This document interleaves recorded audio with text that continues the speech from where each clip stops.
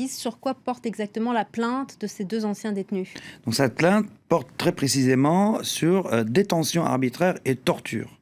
Donc c'est une histoire qui dure depuis maintenant 15 ans. C'est ça qu'il faut rappeler aussi. Donc les deux personnes qui ont porté plainte sont Mourad Benchilali et Nizar Sassi, donc deux Français qui ont été détenus à Guantanamo pendant à peu près 2 ans et demi et qui ont été après détenus ici en France, donc rejugés une deuxième fois en France, qui aujourd'hui sont libres. Donc Mourad Benchilali est aujourd'hui éducateur. Il travaille dans tout ce qui est prévention et dans tout ce qui est comment prévenir la radicalisation et comment prévenir le départ de jeunes Français sur les territoires djihad comme en Syrie ou ailleurs. Donc on est en plein dans l'histoire. Il faut rappeler aussi pourquoi ça a duré si longtemps.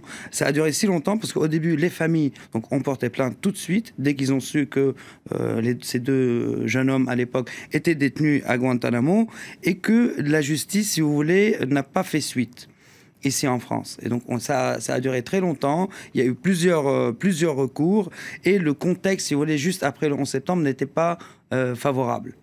Donc, bon, les gens estimaient qu'ils ont été en Afghanistan, c'est leur faute, sans aller dans le détail de qu'est-ce qu'ils ont fait là-bas. Ils ont passé quelques mois dans un camp d'entraînement, ils se sont enfuis après au Pakistan dès que les frappes américaines ont commencé, arrêtés par l'armée pakistanaise, et puis transférés aux Américains qui les ont acheminés à Guantanamo par avion dans des conditions très, très, très dures, donc drogués, cagoulés, ça, avant d'arriver à Guantanamo. Tout le monde sait qu'aujourd'hui, des pratiques donc à Guantanamo, donc tout ce qui est torture, séquestration arbitraire, parce que oui, c'est une séquestration arbitraire, et tout ce qui a découlé de tout ça aujourd'hui.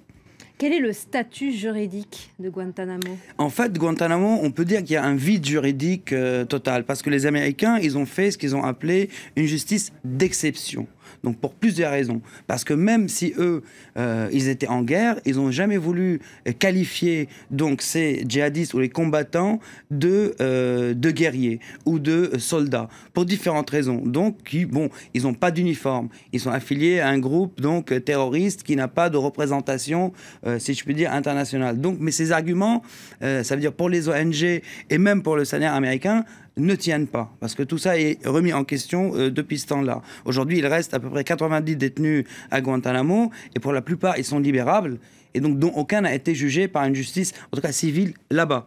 Il y en a qui ont été transférés dans leur pays et rejugés. Mais là-bas, ils ne dépendent pas de la justice américaine. C'est extraterritorial et c'est une base américaine à Cuba. Exactement. C'est une base américaine à Cuba qui est louée pour 2000 $ par an depuis des lustres. Avant, il y avait des réfugiés haïtiens. Après, dès qu'il y a eu la guerre en Afghanistan, c'est devenu une prison pour djihadistes. Mais c'est effectivement extraterritorial. Donc les Américains, ils disent, vu que c'est pas sur notre territoire, donc la justice américaine ne s'applique pas. Et vu que c'est pas sur notre territoire, les accords qu'on a ratifiés ne s'appliquent pas non plus. Donc c'est vraiment un vide, un trou noir juridique pour les gens qui se trouvent là-bas. Barack Obama avait promis de fermer Guantanamo. Pourquoi n'a-t-il pas fait? Il n'a pas réussi parce qu'aujourd'hui, il n'a pas les républicains de son côté. Donc il ne peut pas appliquer cette réforme, si on peut appeler ça comme ça. Et d'un autre côté, il y a aussi un autre problème qui se pose. Où est-ce qu'on va envoyer les détenus ?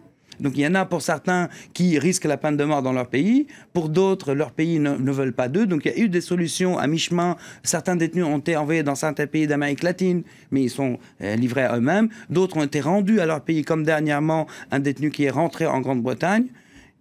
Et donc voilà, il y a des exemples, mais c'est compliqué. C'est compliqué vu le contexte actuel aussi. Et c'est peut-être un contre-argument terrible, d'ailleurs, utilisé par les djihadistes et tous ceux qui se placent hors la loi, puisqu'ils utilisent, l'organisation de l'État islamique utilise même la même tenue pour leurs prisonniers, la couleur orange, que ne fait Guantanamo, et c'est peut-être pas un hasard.